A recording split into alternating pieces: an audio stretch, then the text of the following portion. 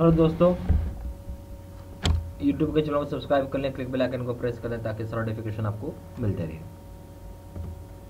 आज हम लोग नीट्स और एम्स का क्वेश्चन पेपर पार्ट नंबर 2 पढ़ रहे हैं। देखिए पहला सवाल क्या है, फिर क्वेश्चन नंबर 11 आ रहा है। क्वेश्चन नंबर 10 हम लोग ऑलरेडी डिस्कस किए हुए हैं। क्वेश्चन नंबर 11 देखिए, बोलता है no new follicles develop in the luteal phase of the menstrual cycle because of. बोलता है किसी भी तरह कोई फॉलिकल्स डेवलप नहीं होता ल्यूटिकल फेज पे जो मेंस्ट्रुएशन साइकिल होता है, क्यों? पहला ऑप्शन है follicles do not remain in the ovary after ovulation.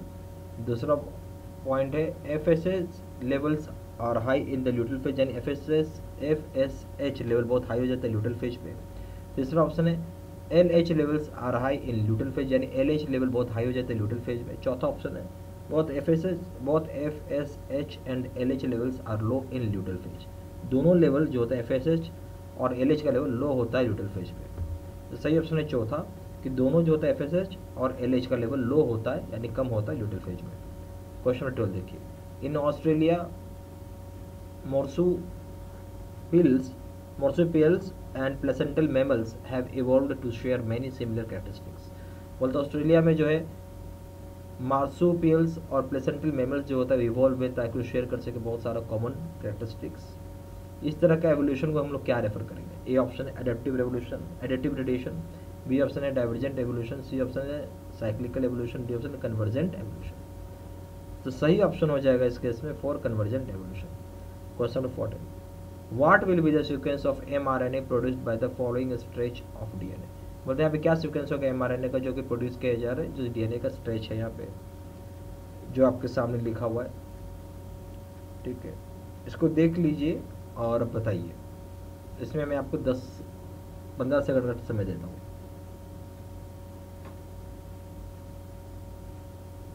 सोचिए सोचिए बताइए।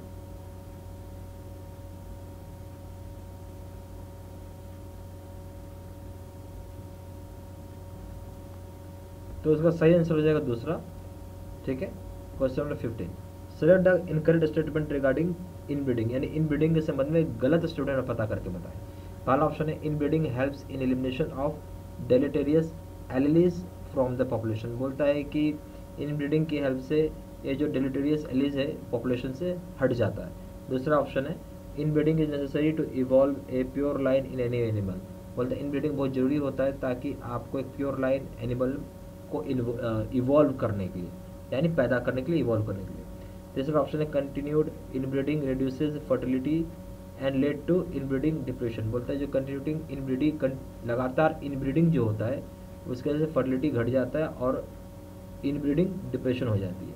चौथा inbreeding depression can not be overcome bye out crossing. बोले इनब्रीडिंग डिप्रेशन को ओवरकम नहीं कर सकते, कम नहीं कर सकते आउट क्रॉसिंग करके।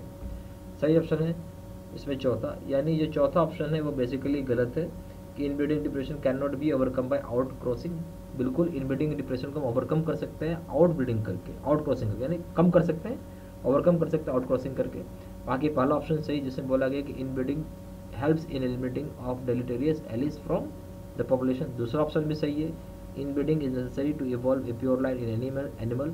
तीसरा ऑप्शन भी सही है continued inbreeding reduces fertility and leads to inbreeding depression. Question 16, बोलते हैं biological agent to be a part of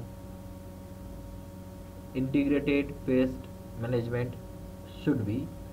बोलते जो बायो कंट्रोल एजेंट होता है वो पार्ट होता है इंटीग्रेटेड पेस्ट मैनेजमेंट का, जो कि क्या होगा? पहला ऑप्शन है स्पीसीज स्पेसिफिक एंड सिम्बियोटिक।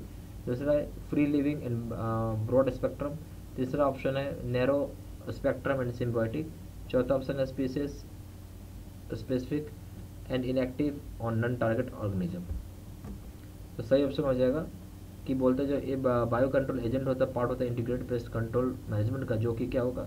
चौथा स्पीसीज स्पेसिफिक होगा और इनएक्टिव हो जाएगा जब वो नॉन टारगेट ऑर्गेनिज्म पे आएगा। क्वेश्चन नंबर 18, बोलता two antibiotic resistance genes are vector PB322 are of. बोलते जो दो तरह के एंटीबायोटिक रेजिस्टेंस जीन्स जो है वेक्टर PB322 वो क्या है? पहला ऑप्शन है एम्लिसिन और टेरासाइक्लिन है। दूसरा ऑप्शन है एम्लिसिन और क्लोरम फेनिकोल है। तीसरा ऑप्शन है क्लोरम फेनिकोल एंड टेरासाइक्लिन है। चौथा ऑप्शन टेरासाइक्लिन और कैनामाइसिन है। तो सही ऑप्शन हो जाएगा पहला एम्ब्लिसिन, एम्प्लिसिन और टेरासाइक्लिन हो जाएगा।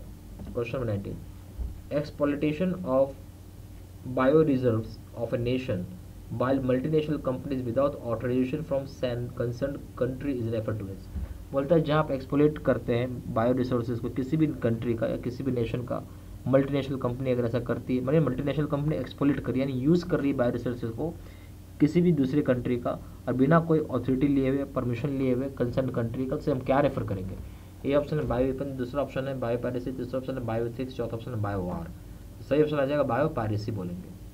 क्वेश्चन नंबर 20, कार्निवरस एनिमल्स जैसे कि lions, leopards occupy the same niche but lions predate mostly larger animals and leopards takes smaller ones. This mechanism of competition is referred to as। बोलते जो कार्निवरस एनिमल यानी जो दूसरे जानवरों को मार के खाता है, जैसे लायन हो गया, लेपर्ड हो गया, वो सेम ही निक में रहते हैं, एक ही जगह पर रहते हैं, या सेम निश में रहते हैं, एक ही जगह पर रहते हैं। पर लायन जो होता है बड़े बड़े जानवरों को मार के खाता है, लेपर्ड जो होता है छोटे जानवरों को मार के खाता है। इस मैकेनिज्म के कॉम्पिटिशन को क्या रेफर करेंगे? पहला ऑप्शन है कैरेक्टर डिस्प्लेसमेंट, दूसरा ऑप्शन है अल्ट्रुइज्म, तीसरा ऑप्शन रिसोर्स पार्टीशनिंग, चौथा ऑप्शन है कॉम्पिटिटिव एक्सक्लूजन। सही ऑप्शन है सी थर्ड, रिसोर्स पार्टीशनिंग, यानी रिसोर्स बटा हुआ है, बड़ा जानवरों को शेर मारेगा, छोटे जानवरों को, बड़े जानवर को मारेगा शेर यानी लायन मारेगा, छोटे जानवरों को चीता यानी लेपर्ड मारेगा। अगर आपको वीडियो अच्छा लगा हो यूट्यूब चैनल जरूर सब्सक्राइब करें, क्लिक बेल आइकन को प्रेस करें। धन्यवाद।